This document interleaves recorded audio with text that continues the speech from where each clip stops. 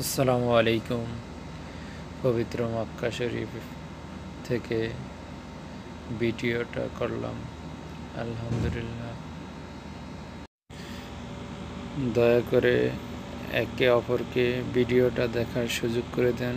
Islamic video, ভালো মানের ভিডিওগুলো শেয়ার করেন। আমাদের ইসলামের সৌন্দর্য সবার কাছে তুলে ধরেন।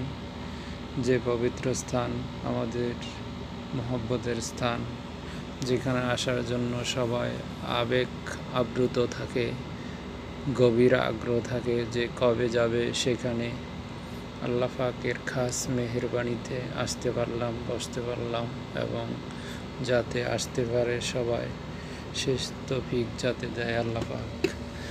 সবার কাছে দোয়া, এবং সবাই দোয়া করবেন। আমিও দোয়া করতেছি আল্লাহর কাছে যাতে সবাই আসতে পারে।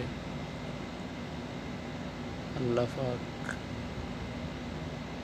কত সৌন্দর্য স্থান, কত মনোরম পরিবেশ এবং দেখার আগ্রহ।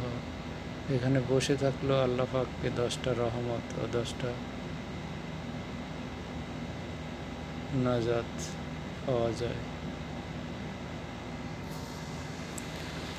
গভীর আগ্রহ বসে আছে এবং মাগরিবের নামাজের আগ মুহূর্ত।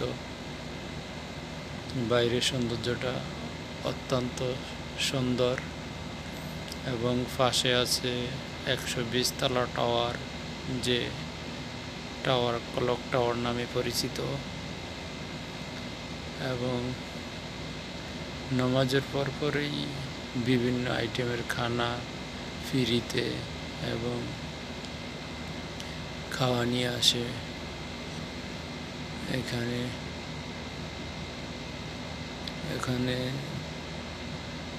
বিভিন্ন দেশের হাজিরা বসে আছে।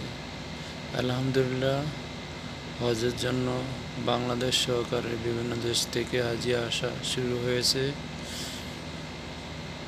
দোয়া দুরুজ মগ্ন সবাই আমরা এখানে আছি। বাইরে ঢুকাচ্ছে, এখানে বাইরেও একটু শান্তি লাগে। বাইরের সৌন্দর্যটা আছে, ভিতরেও আছে অত্যন্ত সুন্দর।